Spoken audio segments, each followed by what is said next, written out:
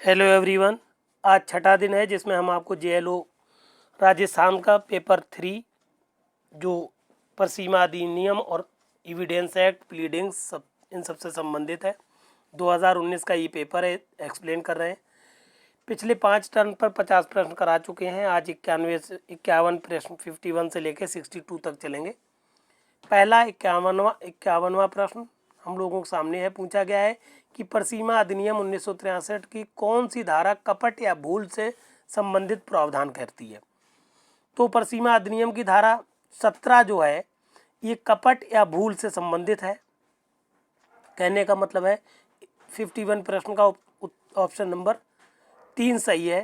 धारा 17 सजातीय से तात्पर्य पूछा है आपसे कि सजातीय का क्या मतलब है। तो सजातीय का मतलब होता है उसी प्रकार के। तो ऑप्शन नंबर 3 सही है 52 का। फिर आपसे पूछा गया, ये 3-4 प्रश्न यहाँ पर बिल्कुल याद करने वाले हैं। पूछा गया है कि ये बताइए केसस ओमिसस से क्या तात्पर्य है।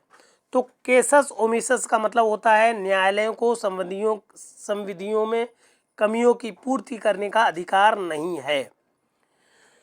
तो ऑप्शन नंबर हम 1 देखें, न्यायालयों को संविधियों में कमियों की पूर्ति करने का अधिकार नहीं है। इसका मतलब यही उत्तर है, मतलब 52वें प्रश्न का ऑप्शन नंबर 1 सही है। और 52वें का ऑप्शन नंबर 2 सही था और 53वें प्रश्न का ऑप्शन नंबर 1 सही है। 53 प्रश्न है। केसस ओमिसस का मतलब है न्यायालयों को संविधियों में कमियों की पूर्ति करने का अधिकार नहीं है। 53 का ऑप्शन नंबर 1 सही है। फिर एक चीज पूछी गई है 54वें प्रश्न में कि ये बताइए नोसिटर आ सोशलिस्ट, ब्रैकेट में लिख भी दिया है इन्होंने, सहचर्य ज्ञायते। हालांकि ज़रूरी नहीं है मिल जाए लिखा हुआ, हालांकि इसमें हिंट है ये। तो नोसिचर अ सोशलिस्ट का मतलब होता है सहचर्य से जानना। ऑप्शन नंबर 3 सही है 54वें प्रश्न का। अगर ब्रैकेट में लिखा हुआ मिल जाएगा तो आप तुरंत ही समझ जाएंगे, नहीं मिलेगा तो आप ध्यान रखें। नोसिचर अ सोशलिस्ट का अर्थ है सहचर्य से जानना। 55 ऑप्शन नंबर 3 सही है 54 प्रश्न का। 55वें प्रश्न में पूछा गया, 55 नंबर के प्रश्न में पूछा गया, ये बताइए छद्म विधान के सिद्धांत का क्या अभिप्राय है। तो छद्म विधान इससे पहले भी आया है। तो छद्म विधान का मतलब होता है कि जो कार्य प्रत्यक्ष रूप से नहीं किया जा सकता वो अप्रत्यक्ष रूप से भी नहीं किया जा सकता। तो ऑप्शन नंबर 2 सही है 55वें प्रश्न का।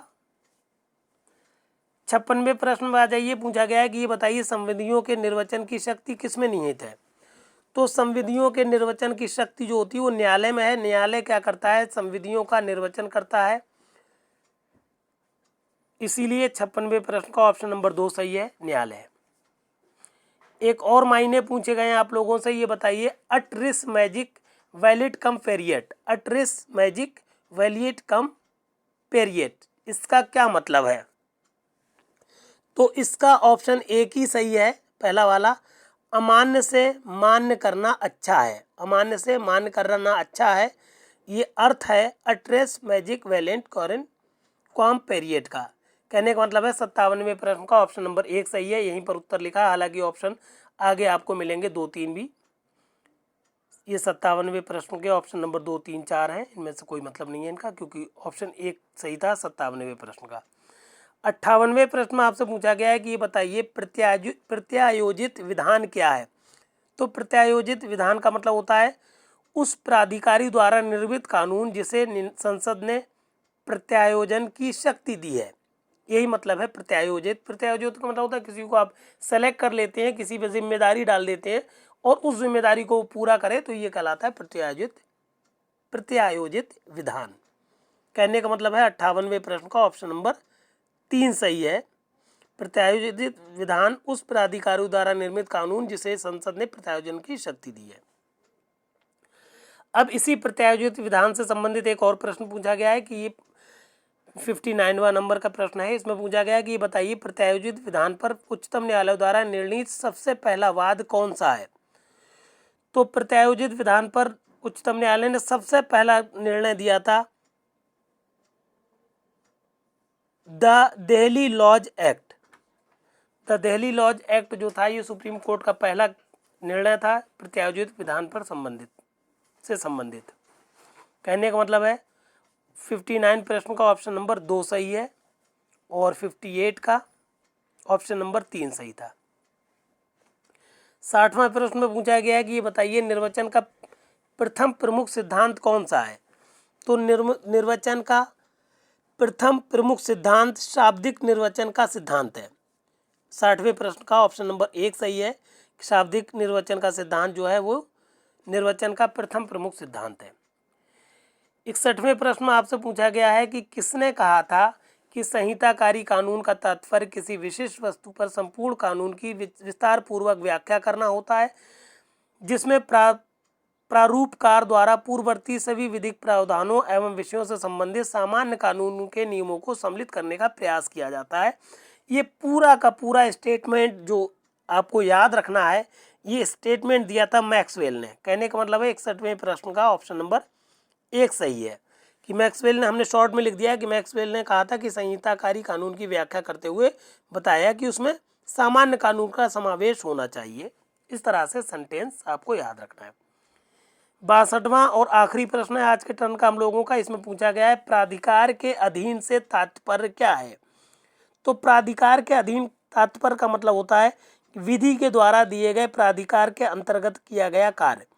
प्राधिकार का मतलब है जो आपको विधि के अनुसार आपको अधिकार मिले हुए हैं, उन अधिकारों के अंतर्गत आप कार्य कर रहे हैं, तो ये कहलाएगा प्राधिकार के अधीन।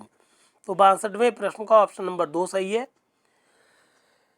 और इस तरह से हमने अपने उत्तर, जैसा कि हम बता चुके हैं, हर प्रश्न को जो भी हमने जितने भी प्रश्न कराए हैं उन सब के प्रश्नों के उत्तर को इस तरह से लिख दिया है हैंड रिटन नोट्स के फॉर्म में कि प्राधिकार। 62वें प्रश्न को इस तरह से लिख दिया है कि प्राधिकार के अधीन का तात्पर्य विधि के द्वारा दिए गए प्राधिकार के अंतर्गत किया गया कार्य। जितने भी वीडियो आप हमारे यूट्यूब पे पाएंगे सब पे आपको ये हैंड रिटन नोट्स मिलेंगे। प्रश्न उत्तर का होगा तो ये उत्तरों के फॉर्म में मिलेंगे। वैसे जो जितने भी वीडियो देखेंगे आप सब में आपको मैटर मिलेगा। जैसे हम ये अब आपका रिवीजन करा रहे हैं और चूंकि प्रीवियस ईयर के क्वेश्चन भी हैं तो रिवीजन भी आपका हो रहा है, प्रीवियस ईयर के क्वेश्चन भी हो रहे हैं। सारे सब्जेक्ट के पेपर हम पहले करा चुके हैं, पेपर नंबर 1, पेपर नंबर 2, अब पेपर नंबर 3 चल रहा है। इस तरह से जब तक आपका पेपर होगा सारे पेपर का रिवीजन करा देंगे हम आपका। बहुत करीब आपका एग्ज़ाम आ चुका है, 20 दिन बचे हैं मुश्किल से, तो आप अच्छे से तैयारी करिए। और जो भी मैटर आपको चाहिए होगा हमारे चैनल को सब्सक्राइब कर लीजिए। सारा JLO का मैटर हमने अपने चैनल पर दे दिया है, प्लेलिस्ट बना दी है, फ्री ऑफ कॉस्ट है सारा मैटर, कोई आपको चार्ज नहीं देना है और एकदम सटीक मैटर बना दिया है। आप बहुत कम टाइम में 6 घंटे के अंदर अंदर पूरा सब्जेक्ट आपको क्लियर करा देंगे। और कोई असुविधा हो तो वहाँ पर हमने अपना व्हाट्सएप नंबर दे रखा है, आप हमसे संपर्क करके हमारी मदद ले सकते हैं।